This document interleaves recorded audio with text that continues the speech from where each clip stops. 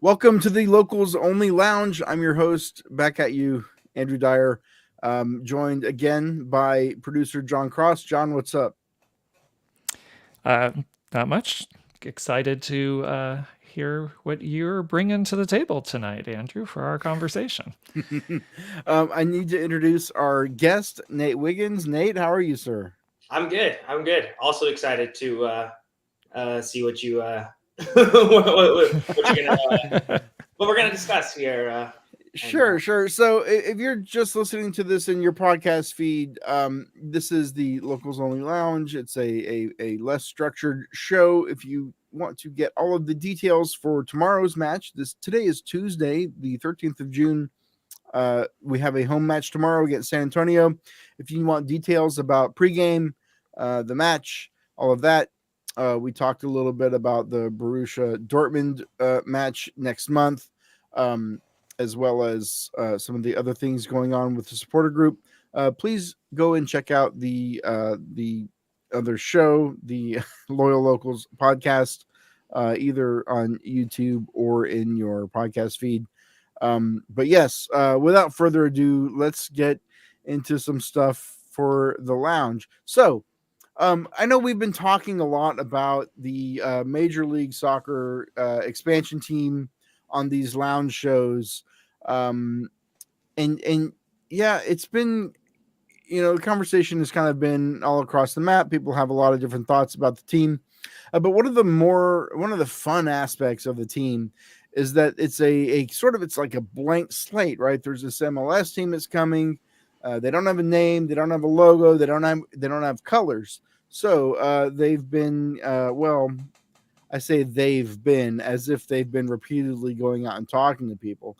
But I was looking at their social media, and it doesn't look like they've been repeatedly going out to places, but more like they went out one time, asked a series of questions, and have been cutting up that video to release periodically.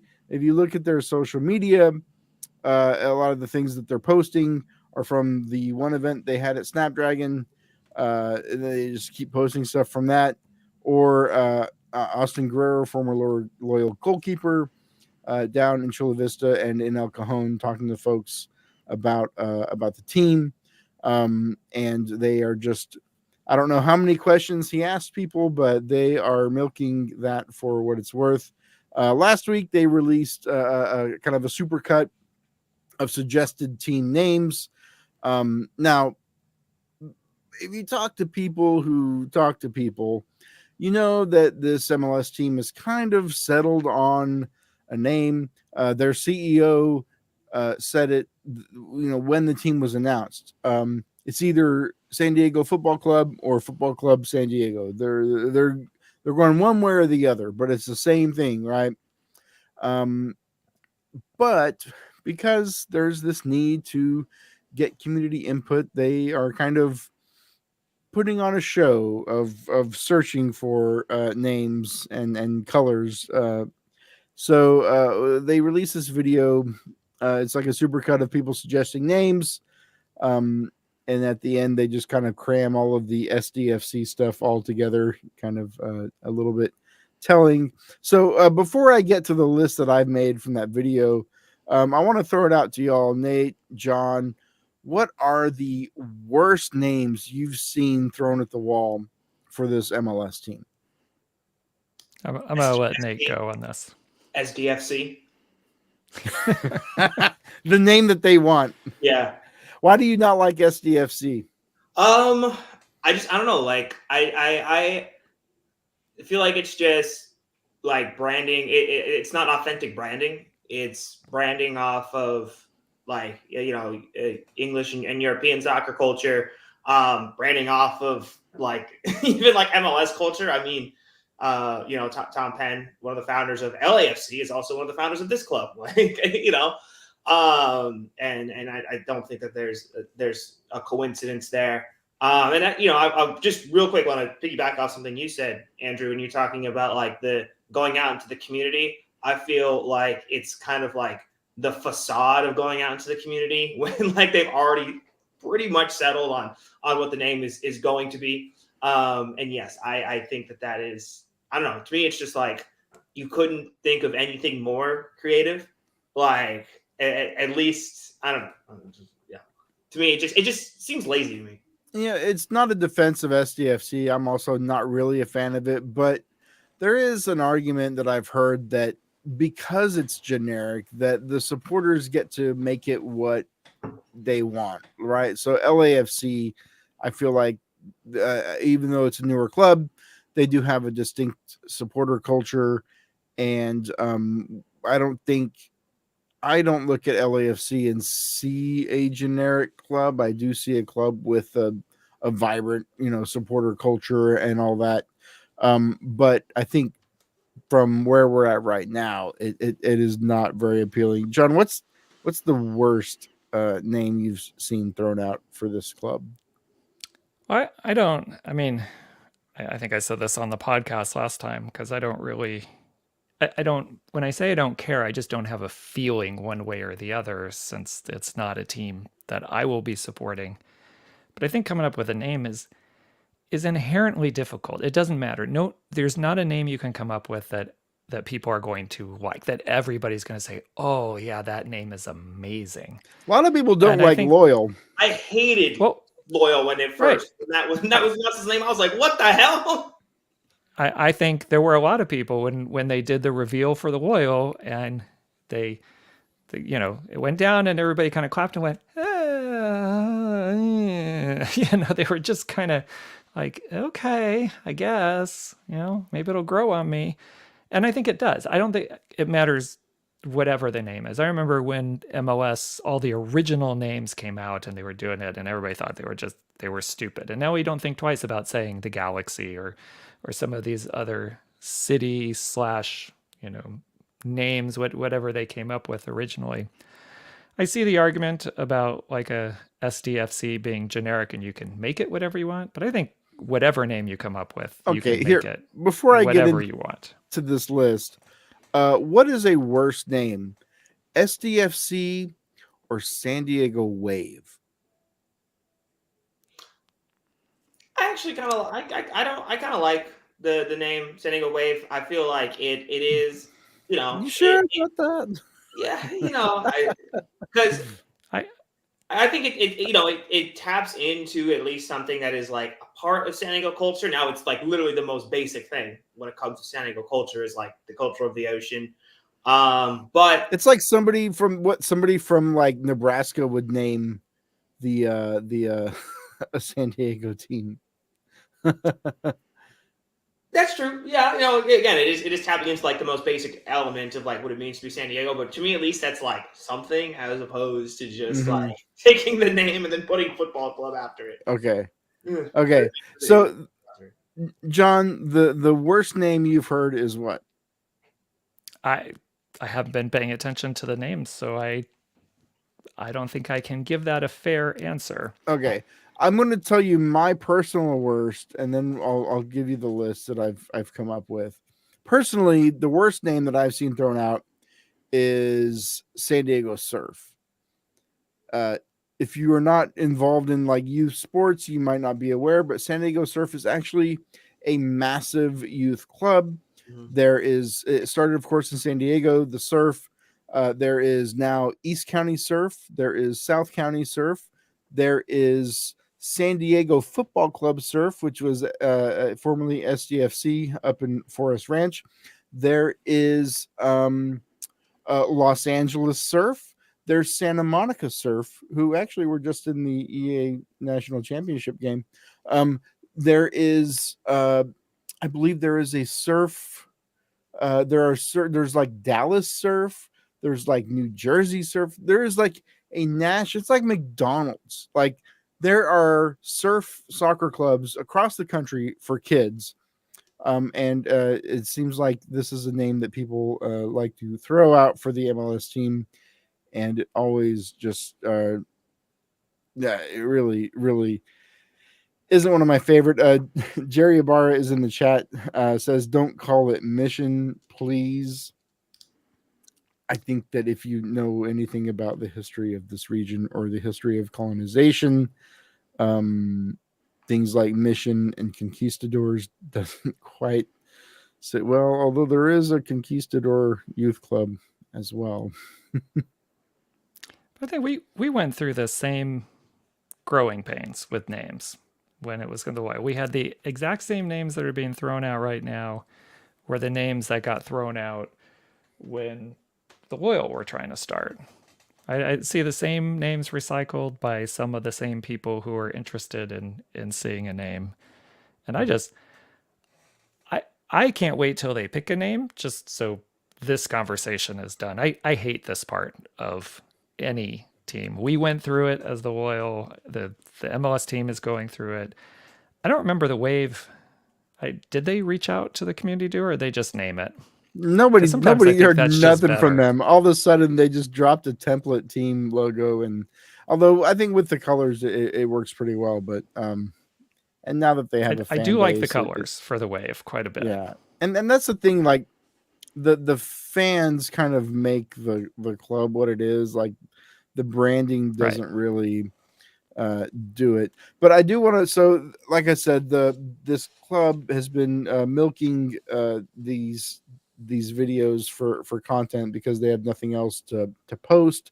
Okay, so I want to preface this with some of these suggestions came from children. So I'm kind of making I'm not making fun of You're making fun of kids. No, we can just acknowledge it and then move on. No, it's fine. It's fine. Let's just be upfront about what we're doing here. I'm telling you, man. We're making fun of kids. It's fine. I've got a kid, and God, he's got some really dumb ideas, like just real dumb stuff. And I was a kid before, and I was really dumb. So some of these are from kids. I'm not. If this is your kid in the video, I'm not picking on your kid. It's just a list of names. So in no particular order, these Seagulls. What do we think of the Seagulls? I mean, there's already the San Diego Gulls, and that's a different sport. So, like, what? Like, no, that's already that already exists. Okay. How about the Cholos? It's again something that already exists. Not not a San Diego team, but I mean, for all intents and purposes. Okay. Let me throw this one at you. The Sockers. I feel like you're just messing with us. These cannot be real suggestions. Are these real Watch, dude, suggestions? it's on their Instagram reels. These are real suggestions. Yes. Oh my This is yeah. Oh, Okay. Okay. The Breakers. what? Wait. Don't we have a club? Also a youth club. I was Yes. gonna say is that already? Okay. Dago. No, just I can't even acknowledge that. What? I mean, okay. So I know that Dago is like a slang term for San Diego, but it's also like a racial slur against Italians. Like, And like, is that even? No, like, is that even? I feel like that's not even like I don't know. I don't know. I never grew up with people calling San Diego Dago. That was never a thing for me. I felt like that was always something that like outside of California, like people outside of California think, kind of like the whole like California being Cali, but like no one from California calls it Cali. It's what people from outside of California call it. That's how I always felt about Dago. It's like, oh man, I don't know, man. I do hate the Cali thing. Jerry's asking in the chat. I think it's Cholos, like Tijuana, the Cholos, like that. Not like not the slur. Yeah, at least from the video. Okay, I want to get into what was the other one? Okay, Strikers. Are we feeling the Strikers? I feel like is that also a youth team? That is also a youth club. Yeah. Okay. Correct. There's like a theme here Yeah. of like names that already exist for like other teams. Yeah, and then so it's not all of them. They threw out the Currents. Yeah, but that's Kansas City's women's team, KC Current. Okay, so another name that is taken. The Sunset. Another kind of conceptual name. San Diego Sunset? No. Nah. If the sunset, I tell you, no name ever sounds good. It doesn't matter what you put out there. sunsets No everywhere. name sounds It's not just good. a San Diego thing. Okay. What about the Sol? SOL. There's already the San Diego Soul, but that's basketball.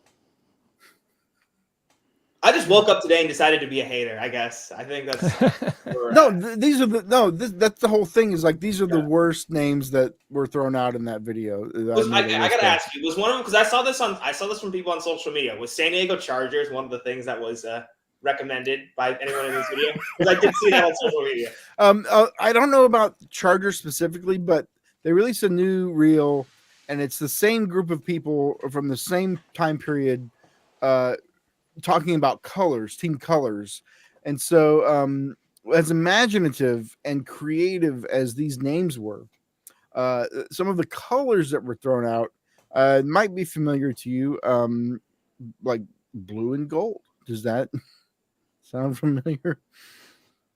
How about brown? Do we like brown as a team color? Those kind of ring a bell. Red and black. Oh wow, we are really getting bold here. Yeah, a lot of people. Anyone suggest Torero blue and white, or was that not even a suggestion? Was that blue is a very, so in the hierarchy of like colors that people know and that they have in their brain, I think blue ranks very high. That's like a Sesame Street color. Your red, your blue, your green. Like these are like red, blue, and green. That's like, you do photography. That's like one of the, CMYK. Nobody knows what that is. Cyan, magenta. Nobody cares. But RGB, red, blue, and green, like people know that one. Yeah, a lot of people in the video were wearing the generic MLS scarf, and they just say black and white. So that's your MLS update from me spending 5 minutes watching their Instagram reels. They are just posting stuff from the 1 or 2 events that they've had ad nauseum repeatedly to have content to post until they have anything more. Yeah, that was what I wanted to bring to the lounge for y'all. John, did that meet your expectations of It was I wasn't sure where you're going with that. I'm it's not hard going for anywhere. me. Yeah, Well, really, no, but yeah. like you teased us in the pre-show a little bit, but I might have oversold it. Yeah, that's true. yeah, I hated the process with the oil. The colors and the name. Someone just needs to pick it and be done with it. And whether it's going to be SDFC or FCSD, like just do the name and move on, and then start doing your connections to the community. I think people aren't going to like it. I mean, we had the Footy McFooty face, right? And had the vote, and we had other the most groups original troll. internet joke I've ever heard. Goodness, that's a deep cut. That was like 2016, 2017? I mean, Scotland did it something first like with that. with the boat. Scotland did it first with the boat, and then Bodie McBoatface. Every internet voting thing for like at least 10 years after that just copied it. Right. And I think that's always the danger when you put stuff out to fan groups and community. You're just going to get hit with all kinds of ridiculous names. Some people are going to put things they think are serious. Some people won't understand why a name like Mission SD is problematic, and will defend it. And then you start getting into John, arguments. it sounds like you've gone woke. Online. Sounds like you've gone woke, John. But they're just, this is the problem. Like I said, I hated this when the oil was going through it. I'm glad when the name came up with oil, that was like sunset to me. When you said, what do you think about sunset? I was like, oil. It feels like we're trying too hard with that one. But now I don't even think about it. Yeah. Right. I don't think about it in that way. And I think that's what happens with a name. I wasn't in love with the Wave when they came up with that name. I thought, it's pretty cookie cutter, generic, Wave. And now I don't think about it. It's like a They're the creative Wave, team, in right? It's NBA just, it's 2K. the name. Like, And the Wave is like one you of those templates in a video game that you can just name your team. right. And whether it is or isn't or how they approached it, but now everybody just accepts the name. That's what it is. And I can't wait for them to finish, get the name, pick the colors, and then move forward from there. I mean, to me, there's bigger issues with that club. I'm talking about SDFC, by the way. I mean, Wave, different conversation, but there's bigger issues with SDFC that are reasons why I'm not exactly jumping at the bit to support that club than what their name will be. And there's a lot other Yeah, things. but I mean, we've been talking about that so much. I'm like, it's like such a tired conversation. I'm trying to like bring a certain levity to this. Jerry says Padres is a dumb name if you think about it, and very offensive. Honestly, I'm with you there, Jerry. Yeah. The only name in pro sports that is completely in Spanish, right? In at least in the U.S. with the city and the name of the team. I never really thought about that. Okay. Yep. At least it was when I was. Right, so that's what the one piece of Padres trivia I knew when I was 10 years old. Well, we'll kind of stay with MLS a little bit, but let's pivot to probably the biggest news, at least in this country, maybe in all of soccer. But what are your thoughts about Messi signing for MLS? I mean, and okay. What does it mean maybe outside of MLS? At least it wasn't the fucking Saudis. Like, Jesus Christ. These golfing, I mean, these golfers and Ronaldo. Of course, Ronaldo went over there. Like, goddamn, like, at least, I mean, MLS, evil empire, whatever you want to call it. Like, at least they didn't go to fucking Saudi Arabia to play in that bullshit ass league.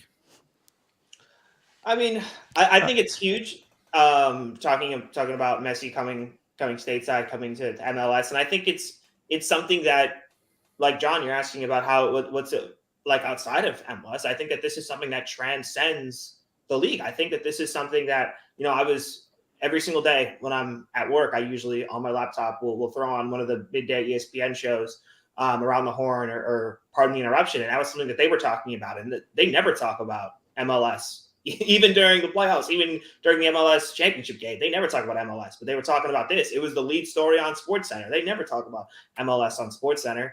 And so I think that it's something that is so big. I had people that are non-soccer fans that were, that have been talking about it, that have been asking my opinion of it, that are saying, all right, now I want to start following MLS. And like, I think that,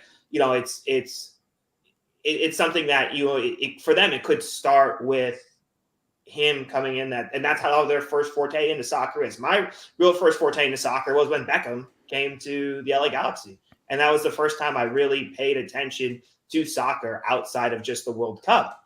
And I think that this is Beckham times 1,000, because not only I think is in my opinion Messi is the greatest player ever, but also when Beckham came in 2007, that was at the advent of social media. But now Messi coming is right at the social media is this looming presence. I mean, now I think I saw Inter Miami is the fifth or sixth most followed American team on Instagram. The only ones that have more followers are like the Lakers, Warriors, Bulls. Pathetic. Pathetic. What do you mean that's pathetic? I think that's cool that I mean it's like more a critique about like the American like psyche than it is like the league. Like, sports fans in this country are just it's so pathetic. They're so pathetic. I mean they really are. Like, I think for people who are already into soccer, like for me who likes soccer, like I don't need Lionel Messi to come to the league for me to pay attention to it. And I think it sucks that it takes stunts like this to get people to care about soccer, to get Around the Horn to talk about soccer. You have to have a stunt like this. But I mean, American soccer has a long history of being like this retirement league for big name stars. It goes all the way back to the 70s when Pelé came and played here. for the New York Cosmos. I mean, it was a big sideshow, it was a big circus. Like, it was a huge deal in the 70s, and people thought like this is how soccer is going to break through in the U.S. And guess what? That league folded. like Pele was not the savior of American soccer. Now, it did get people playing soccer, and I think it did inspire some stuff, but it wasn't the thing that made people like soccer. In the 1990s, having the World Cup here, people thought that was going to be the thing that got soccer going in the U.S. And it kind of, I think it helped get MLS off the ground. Yeah, there wouldn't be a top flight professional league in the U.S. Right. For the '94 World Cup. So, but then at the same time, like it wasn't the thing that made the American public. It didn't catapult soccer into the realms of the big three sports. I think hockey is still more well regarded in the general zeitgeist than is professional soccer. And like you said, Beckham coming. I don't know. I don't. I think it's cool. I'm glad Messi is coming to play in the States. It's really fucking cool. And like, he's my favorite like international like player. Like, it's always, if you look at these idiots on Twitter, like Ronaldo or Messi, I guess it's not as much of a debate as it used to be. It used to be a big debate. It's definitely not a debate anymore, but I was always like a Messi guy as opposed to a Ronaldo guy. And it's awesome. And it's cool that he's coming here, but like, it's frustrating that it takes crap like this and stunts like this to get people to talk about soccer, whenever I feel like the positive aspects of the game and the joy in watching and following the sport should be enough. And as long as we have to do stuff like this to make people pay attention to it, it's not going to become what it should be. I think all those things they're stepping stones. I mean, I was a kid when Pele came, and that was an influence on me. Well, I mean, I have to say my dad was probably the biggest influence because he was English and he helped start our local league. I mean, so I did have some family kind of pushing for the sport as well. But as a kid and looking at things, because the NASL was around when I was a kid and the outdoor soccer's played, and got to see Pele play and a lot of different people, George Best and Cruyff and, a bunch of people, and watch the games on television. And all my friends played soccer. And then when the NASL folded, when I was in high school, then there was this weird kind of transition as we were I don't remember if it was just before or just after we got awarded the 90 World Cup, but there was this weird lull for a while where we didn't have anything, but you did have a lot of people who liked the sport. With Major League Soccer starting, it kind of rekindled a bunch of that. We had big crowds for games initially in this country for the Major League Soccer teams, and we had big stars that were on those original teams that had just played in the World Cup. But like when Beckham came, I think that it's a gimmick, but it also is a bit of a stepping stone. I totally forgot and didn't realize till I heard it earlier today. I was listening to a different podcast, and they mentioned when Beckham arrived in 2007, I think it was, there were only 13 teams in MLS. I mean, we're 15-ish years later, and we just announced the 30th team. And that's a tremendous amount of growth for that particular league. And I am certain Messi coming will be just another stepping stone. My big thing in looking at this, is this a bigger stepping stone for MLS or a bigger stepping stone for soccer in the United States? Because I think some people conflate those two things. And a successful Major League Soccer while that might be a feather in the cap for MLS being more competitive with other leagues, I mean, how does that help kind of grow from grassroots all the way through? And does it? Maybe it does. Maybe there's a huge effect that happens. But clearly at Major League Soccer, they're thrilled with this. I mean, ticket sales are going through the roof. We've got games being sold out already in anticipation of him playing. The Leagues Cup now will probably get a whole lot more attention this summer if he actually plays, which I guess is still a little bit up in the air when he's actually going to make his debut. All those things are great for MLS and great for the owners of MLS. And I guess that's my concern. Is this just kind of a big thing for Major League Soccer, or with him being here, does that inspire more kids to go out and maybe check out their local teams? I'll tell you what, I'm sure Inter Miami would like to get him on the field soon, because I checked the table and they're at the freaking bottom. Okay? Dead last. Yeah, crap.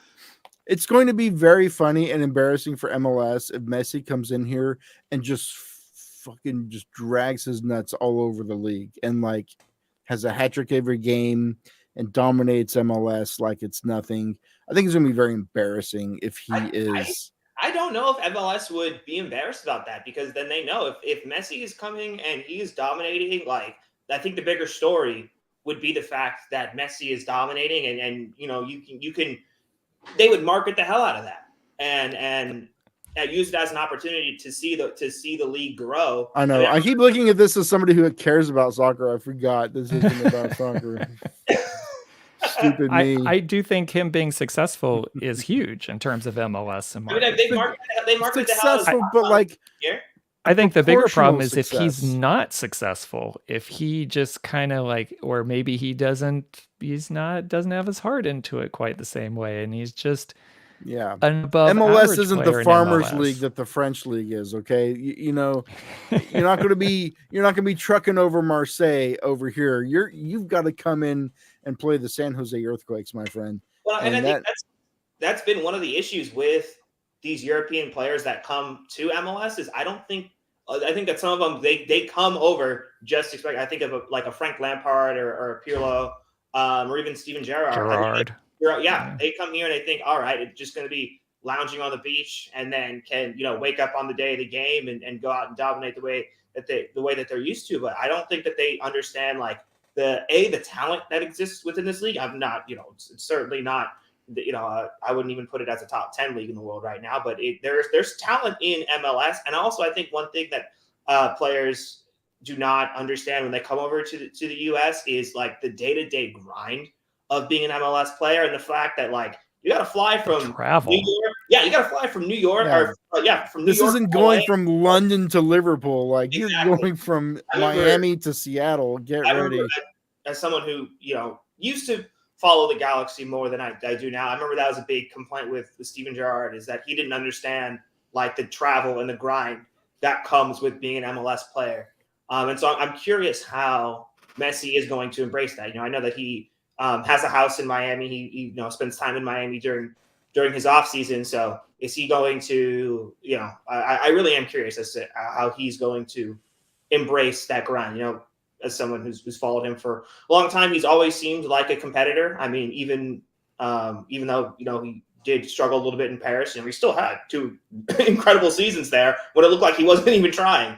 And he's someone who cares and wants to succeed, wants to do well. And I think, he also wants to do well for his friend, David Beckham. The only person who really came over and dominated was Ibrahimovic.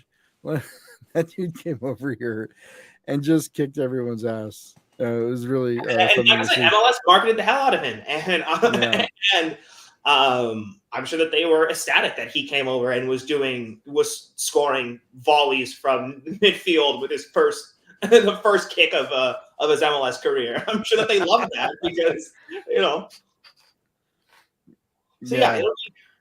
So one thing I am interested to see in as well is I think like John was saying with the stepping stones, you got Messi coming over here now in 2022, and then you have a Copa America that is going to be hosted here in 2024. You have the 2026 World Cup. So I think that we won't see the true effect of Messi's impact and how it impacts soccer in the United States until maybe 5-6 years down the road, because there are so many important tournaments coming up. I mean, the 2026 World Cup is going to be a 48-team World Cup. Like that's, I think it'll be a huge opportunity for growth, for the growth of soccer in the United States. And I think, I wasn't around in 94 when the '94 World Cup happened. So I've only heard stories in terms of what it did for the growth of soccer in the United States and leading to the establishment of MLS. But I think that you look at the impact that '94 had, I think that 2026 is going to be that times 1,000 because Oh of yeah, it's going to be bigger. It's going to be bigger for sure. Yeah, it's it's the overall it's good. Yes, it's just I think it's frustrating. Like as somebody who is already in on soccer, like to have to constantly be like, oh, this is the thing that's going to validate my feelings toward the sport. Like, oh, now finally I'm going to be validated. Finally, we're going to be talked about on national radio and national sports radio. And now people are going to finally care about and validate all of the things that I feel about this game. But I think that's just kind of the thing that is just it really I can't get that excited because it's just that whole thing again. But maybe this time is different because of the reasons you just laid out. Certainly, the World Cup and this American team that's going to be playing in the World Cup. I think they're going to be a lot of expectations, as there were in '94. I think. I there could be a lot more excitement and it could be much bigger. To me, the true test is, let's see MLS beyond this Apple deal, because as long as you are just a streaming option, a streaming subscription, that isn't the NFL on Fox. That's not Sunday Night Football on ESPN. That's not, these big events. If you look at like TV ratings, the biggest TV audiences are for NFL games, and they're not always just playoff Sunday Night games. Football is the most watched primetime show in the U.S. Yeah. And until we are watching, until we are seeing TV deals for Major League Soccer that put it in prime time on a big network, it's always going to be this other thing, this other niche sport, even behind the nichest of niche sports, in my opinion, which is hockey. It really drives, and I've got nothing against hockey. I've been to a hockey game. It's fun sport, super cool if you're Canadian, but like it kills me that hockey is bigger in the U.S. than soccer is, because there's definitely more soccer players in the U.S. than there are hockey players. And the fact that hockey is up on TV, the NHL playoffs were on TV. NHL games are on TV. Soccer isn't.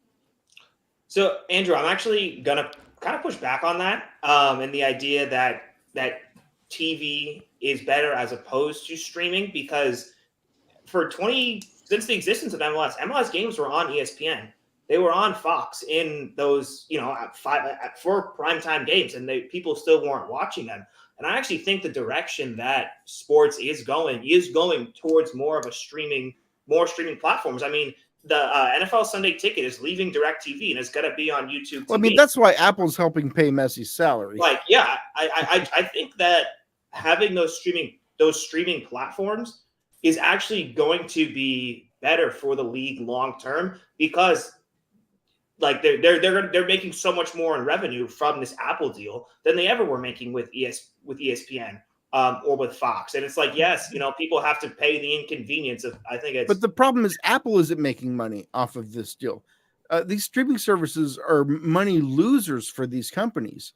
Paramount, HBO, /Discovery, whatever, Apple, they're all losing money. Netflix started losing money, and Netflix was the first there, so they're, I think, a little bit more insulated. But the streaming landscape is so fractured. I think in 5 years we're going to see a consolidation of streaming services. There's too many right now. They're losing money for these companies. I don't know And maybe it does look something more like the big three, but now it's just you you purchase streaming subscriptions for these networks. But yeah, you're all right that it's been on TV before, and the deal is not just a TV deal isn't the indicator. I think my point is it's the audience, the event, the appointment television where like people want to watch the game, right? Like Sunday Night Football or whatever. People plan their weekends around college football on Saturdays. I don't think soccer needs to be as big or bigger than the NFL to be successful, but I would like for it to be more of a cultural thing here than it is right now, for sure. Yeah, and I think part of that is, and sorry, I know John's been meaning to step in for a while, but I think like real quick, like what you're talking about with hockey, I think part of it is just because the NHL has existed for much longer than MLS has, and so it is more ingrained into the psyche of Americans as opposed to MLS. MLS is barely older than I am, like a year older than I am. MLS's founding year is what, 1996? I was born in 1997. Yeah. So it takes a long time for I think the sports grow. So I don't know. Part of me is like I see it growing, and part of me is like maybe it's just blind faith. Maybe it's just this like blind belief that I think the sport is going to grow. But I mean, I feel like I've seen the sport grow in the last 5-10 years. Just in the years where I've become a fan, and I'm sure that y'all have seen it grow. Since the '94 World Cup and even before then, like John was talking about with the NASL in the 70s. Anyway, I'm going to shut up because I know John had been trying to talk for like 20 minutes. Well, I think, Andrew, you had mentioned appointment television, and that is a direct result of linear broadcast, right? And we have been seeing, especially over the last decade, but probably starting closer to 20 years ago, this switch of more and more streaming. And again, as a high school teacher, I see I see changes with the kids and how they react. And I have students who if I'll mention ABC, NBC, CBS, they don't know what that is. They don't know. It's just like maybe they've heard of it somewhere, but they don't, because almost nobody watches linear television anymore. Everything. Old people do. Well, right, exactly. So this is where I think the demographic is changing. So you still have people who are clinging and like I think this live idea. Sports is still the only thing that gets people to watch TV at a certain time. Right. And I think what a lot of these broadcast networks are realizing is that you're missing out on a lot of fans when you only show one thing in this time slot. That you may get a lot of fans to tune in, but if you could also let people pick what they would like to watch in that, if they'd like to watch something different, they have options. And this is where, as Nate said, I think this idea of streaming is not going away. Like we're getting closer and closer to the idea of traditional cable, which again, as a side note, it drives me crazy when say, well, I don't want to pay for a streaming service when I can get it for free. I don't know who's getting ESPN or Fox for free. You have a cable bill that you pay. People are so used to paying it, they don't think about the hundreds of dollars that they pay for that. And then they're paying for something on top of it, which I totally get if you want to have both. But the idea that these things are free on television is just, we're so used to that. If you're, especially my age, that's what you've grown up with. You have cable. That's how you got all your television. And now with the internet, that is changing. I think this Apple deal with Major League Soccer is, as a tech person, because it's something I teach also, I find it fascinating. I'm really interested to see how this plays out. I don't know if it's going to be in the long run a good or great deal or terrible deal for either of these entities, Major League Soccer or Apple. But for me, I can see, to me, this looks like Apple is positioning themselves. They're using Major League Soccer as a testing ground and to work things out to go after bigger fish as well. And frankly, for Apple, maybe their subscriptions aren't fantastic for MLS in the US, but they control all the worldwide rights. It's just Apple you go to. They control everything. You're not selling it off to somebody else to go watch. So I think it's partly changing people's habits, which I'm sure will change over time because that's where we're headed. Whether that gets people more or less connected, because one of the things, to go back to Andrew's point about, appointment television, when I was younger, in high school in the 80s, right, you had your three big networks and then Fox came along as well, but you had ABC, NBC, and CBS, and you'd have your sports on there. And there were limited things you could watch, and everybody watched the same limited things. So there was kind of a collective consciousness that people grew up with, knowing certain teams, and it was whatever the networks pushed on you, whether it was college football and Notre Dame or, whatever it was. The stupid Atlanta Braves on WGN that for some reason you had to everybody watch saw. it because that's what your options were. And I think as soccer fans over the years, we have learned how to find the streams for our matches to get what we want. And I think an awful lot of people in soccer have just not turned their backs on broadcast television, but we don't expect to see it there. We don't expect to see it on SportsCenter for highlights. We don't expect them to talk about it. Or on Pardon the Interruption, as Nate was saying earlier, we just don't expect to hear it there. We go other places to find or satisfy, I guess, our needs as a soccer supporter. I will say Apple TV does have like the best sci-fi shows, and I know Foundation is coming back in July, which I'm very personally excited about. I don't know when we're going to get another season of Severance with the writer's strike, but they do have that going for them, and I hope they keep setting money on fire to make those shows because they're good. Well, they have money to burn. I don't know, man. I don't have an iPhone. I don't give them no money, man. Well, yeah. So I think that's a big part of what they see with Messi coming is that's part of their deal is get this guy to come in and get people will subscribe to MLS on Apple to watch Messi play. A lot of people are going to do that. I mean, we were joking on here about nobody subscribing to that crap on MLS on Apple, and they've got to give away the subscriptions or have like a deal. They don't have that problem anymore because people are going to subscribe to watch Messi. I mean, shit, I might do it. Like, and I don't like MLS, but you know what? I might want to see. I might want to watch some of those Inter Miami games because, hey, it's going to be something to see. I really am curious what he's going to look like on the field, week in and week out in MLS. Yeah, whether he plays on the turf fields or not, since we have a lot of them in MLS. Oh, you think he just wouldn't come out on the turf fields?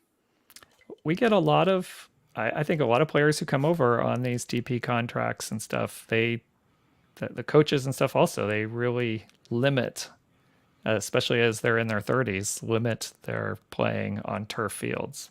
I remember that was a big thing with Zlatan, and his case was a little bit different because he was coming off a ruptured ACL. But I remember sometimes he would play on turf, but like I remember like when the Galaxy would go to like Portland, he usually wouldn't play. When they would go to Atlanta, he usually wouldn't play. Which sucks because he was basically that entire team. But yeah, I am. It's something I didn't even think about. I didn't think about either, John. But that does make sense. Yeah, we'll see. It'll be interesting. It might be interesting to see if this more money coming into that league, if they start converting some of their fields or not. Oh man, some places would be difficult. Would be really difficult. Man, this country, man, these fields. I mean, I don't like them. I mean, players don't like them, but cost wise, I get why they're out there. Okay. Well, before we sign off for the evening, I wanted to toss it up to Nate or John if there's anything that we didn't get to talk about, any burning issues from the week or the week to come that we need to hit upon. I know last week we had neglected to mention the Dortmund match in the main pod, and we salvaged ourselves in the lounge. Have we missed anything this week? I don't think so. I don't think there's anything major that we're missing at all. We just got a big summer of soccer at the Snapdragon this summer. Oh my gosh. Just had the Mexico Cameroon match and Gold it's Cup matches. The reality show team is coming. I'm really excited about that one. And then of course, Gold Cup, and then Loyal and Dortmund. All right. Well, Nate, once again, where can people find you if they want to get in touch? You can find me at nwiggins11 on Instagram and on Twitter. Like I said, not really doing much tweeting right now, but if you want to see pictures of me with my Coronado mug, you can find those on Instagram along with a whole host of other stuff. Andrew, are you part of the mug club now? Because I know you have. Do you just pay for the mug, or are you part of the mug club? Yeah, I'm just paying for the mug. Oh, okay. I just don't want to go wait in line, so I just get the bigger one. That's fine. Okay. John, where can folks find you? You can find me on Discord at John Cross. All right. And thanks to everybody that was participating in the chat. We certainly appreciate it. I'm Andrew Dyer. Find me on Twitter at Andrew P. Dyer. I'm also on the Discord. And until next week, hey, come out to the game tomorrow. We definitely need everybody out there who can come. But we'll be back next week. Peace, everybody.